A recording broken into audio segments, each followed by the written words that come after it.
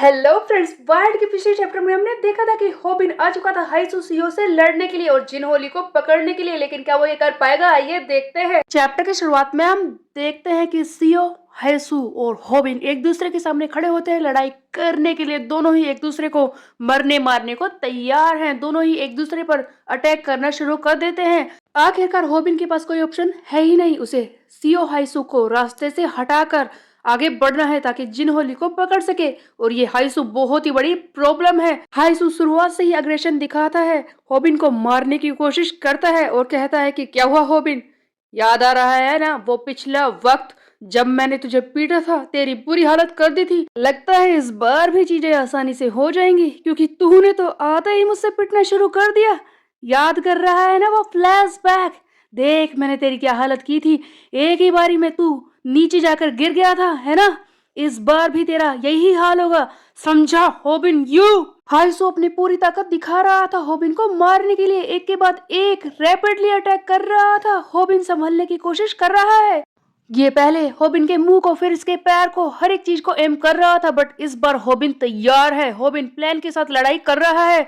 तब होबिन कहता है कि तुझे क्या लगता है कि मैं पहले की तरह ही लड़ाई करूंगा? हाँ, मैं बस इंतजार कर रहा था एक सही अटैक का, और वो ये है, ये देख। होबिन एक जोरदार किक मारता है इस हाइसू सीओ के पेट में। हाइसू शॉक में रह जाता है कि क्या इस बार इसकी स्ट्रेंथ अलग है, ये बिल्कुल पहले जैसा नहीं लग रहा है। होबिन अब हाइसू को एक भी मौका नहीं देने वाला। होबिन पूरे जोर से लड़ाई करना शुरू कर देता है। हाइसू समझने की कोशिश कर रहा है कि होबिन किस तरह से लड़ाई करता है। हाइसू सोचता है कि लगता है ये होबिन शायद मेरे सर को एम कर रहा है मारने के लिए, बट ऑफ कोर्स होबिन अलग ही तरह से लड़ाई करता है और वो मारता है सीधे इसके पेट में एक जोरदार पंच और कहता है, सीओ हाइसू, मैंने तुझसे आता ही कहा था निकल जा यहाँ से, बट तू नहीं माना और अब मेरे सामने हथियार डालने की कोशिश मत करना।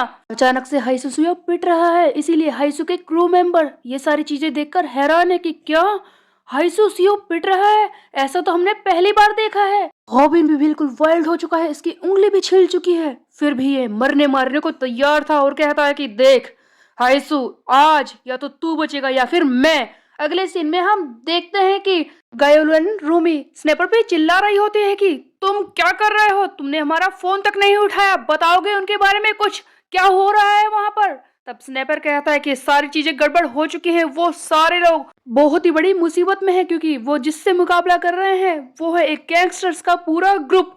होबिन ने मुझसे कहा कि मैं जाकर डिटेक्टिव को बुला कर लाऊं, इसीलिए मैं यहाँ पर आ गया। सो बेसिकली होबिन ने स्नैपर को भेज दिया था डिटेक्टिव को बुलाने के लिए। डिटेक्टिव आ चुका है, स्नैपर और गायल और रूमी इसके साथ ही हैं। डिटेक्टिव कहता है कि वैसे ज्यादा दिन तो नहीं हुए हैं कि हम होबिन यू से जुड़े हैं, बट उससे जुड़ने से पहले भी हम एक पॉलिटिशियन की जांच कर रहे थे और हमें सबूत मिलने वाला था। तुम चिंता मत करो, हम जल्दी ही उस प्लेस पर पहुंच जाएंगे। स्नैपर पूछता है कि क्या पॉलिटिशियन, वो कौन है, क्या उसकी जांच में कुछ मिला? जिस पर ये डिटेक्टिव बताता है कि हाँ, जिस पॉलिटिशियन के बारे में हम सर्च कर रहे थे उसका जिनहोली से जरूर कोई लिंक है और उसके खिलाफ हमें सबूत चाहिए। इसी बीच में इनकी गाड़ी पर एक पत्थर आकर लगता है, वो किसी और ने नहीं, ताइहुन ने मारा होता है। ताइहुन ने यहाँ के सारे गुंडों को इकट्ठा कर रखा है और एक के ऊपर बैठकर कहता है कि हे देखो, सामने देखो, मेरी बहुत ही अच्छी वाली टैक्सी आ चुकी है। तभी डिटेक्टिव वॉकी टॉकी पर अपने बाकी साथियों को इन्फॉर्म करता है और कहता है कि जल्दी से इस जगह पर आओ, यहाँ पर कुछ ना कुछ गड़बड़ चल रही है। ताइहुन की हालत खराब है, वो टैक्सी के अंदर घुसने की कोशिश करता है। तब ये स्नैपर और गायल चिल्लाता है कि ताइहुन तुम्हें क्या हो गया और तुम्हारे ये कपड़े, इन पर इतना खून। ताइहुन कहता है कि अब पीछे भी हट जाओगे, पहले मुझे बैठने तो दो। ताइहुन अंदर आकर बैठ जाता है। तब बाकी सब इसके पीछे पड़ जाते हैं और पूछते हैं कि बताओ होबिन कहाँ है, बाकी सब कहाँ है? पर ताइहुन कहता है कि मोरॉन्स, मुझे क्या पता वो कहाँ पर है, वो जिनहोली के पीछे गए थे, जल्दी करो, हमें होबिन यू को ढूंढना है, जल्दी से चलो सी पोर्ट पर। उधर हम देखते हैं कि जिनहोली फाइनली शिप में चढ़ने वाला ही होता है। शिप का कैप्टन बार बार चिल्ला रहा है कि सर जिन्हो, आप बार बार नीचे क्यों जा रहे हैं, ऊपर आ जाइए, शिप के जाने का वक्त हो चुका है। बट जिनहोली आखिरकार शिप में चढ़ क्यों नहीं रहा था, वो क्या सोच रहा है? जिनहोली हाइसुसियो के बारे में सोच रहा था कि क्या वो होबिन को रोक पाएगा, क्या वो ये लड़ाई कर सकता है, क्योंकि इस वक्त हाइसू की हालत खराब हो रही थी। जिन्हो कहता है कि मैं जानता हूँ हाइसू, तू ये चीजें संभाल लेगा क्योंकि तेरी असली जिंदगी हम लोगों के साथ ही है। हाइसू सीओ पूरी कोशिश कर रहा था होबिन से लड़ने की, बट होबिन पूरे अग्रेशन के साथ लड़ाई कर रहा है, इसे मारने की कोशिश कर रहा है।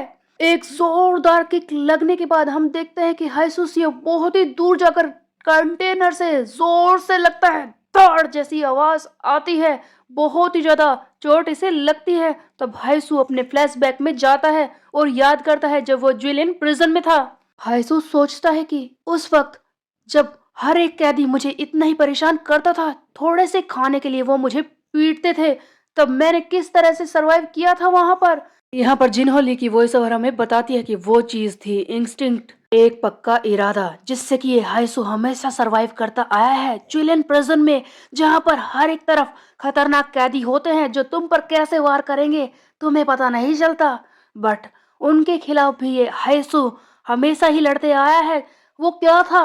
वो मैडनेस थी या फिर वो डर था, पागलपन, फियर, चाहे किसी भी चीज का नाम दे दो इसे, बट वो पक्का इरादा जो हाइसू के अंदर था वहां के कैदियों से लड़ने का, प्रिजन में वो सबकी हालत खराब करता था क्योंकि उसे सरवाइव करना था। और इस वक्त फिर से हाइसोसियो की इंस्टिंक्ट जाग जाती है और वो इस हॉबिन पर खतरनाक तरीके से वार करना शुरू कर देता है, एकदम जानवर बन जाता है।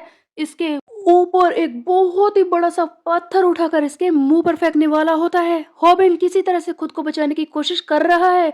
हॉबिन सोच रहा है कि ऐसा कैसे हो सकता है, एक ही पल में इसकी इंस्टिंक्ट इतनी ज्यादा कैसे बढ़ सकती है। ये बिल्कुल अलग लग रहा है, एकदम जानवर जो मुझे नोचना चाहता है, मुझे मारना चाहता है।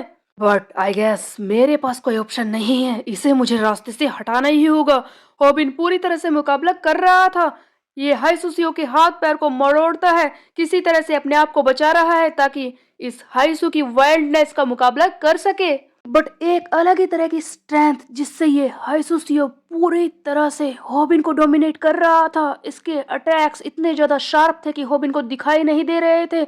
इसी बीच में हम देखते हैं कि ये हाइसु एक रोड उठा लेता है जो वहीं पर पड़ी होती है। हाइसु कहता है कि चाहे कुछ भी हो, चाहे रिएक्शन हो, चाहे मेरी वाइल्डनेस हो, बस मुझे सरवाइव करना है। हॉबिन समझ गया था कि ये अपने काबू से बाहर है, ये किसी तरह से मुझे मारना चाहता है और इसके खिलाफ मेरी कोई भी मार्शल आर्ट काम नहीं आ रही, चाहे इसने कुछ भी नहीं सीखा हो। बट इसका ये एंगर मुझे किसी भी चीज का मुकाबला नहीं करने दे रहा है। जिन्हों कहता है कि मार हाइसू, इसे मार दे, वैसे भी तेरे हाथ पर तो तेरे परिवार का भी खून है, मार हॉबिन को। हाइसू सुयो पूरे जोर से रोड मारने वाला होता है हॉबिन को। हॉबिन अपने दोनों हाथों से इसे पकड़ लेता है और कहता है कि तुम क्या कर रहे हो हाइसू, होश में आओ। क्या सचमुच तू यही चाहता है? क्या सचमुच तू मुझे मारना चाहता है? हाँ, हाइसू सीओ तो ऑलमोस्ट हॉबिन को मारने ही वाला है, लेकिन क्या हॉबिन बच पाएगा? क्या वो जिन्हों को पकड़ पाएगा? ये हम देखेंगे आगे आने वाले चैप्टर में। तब तक के लिए मेरे चैनल को सब्सक्राइब कर ले, बेल के आइकन को कर दे प्रेस। मिलता है, बाय बाय।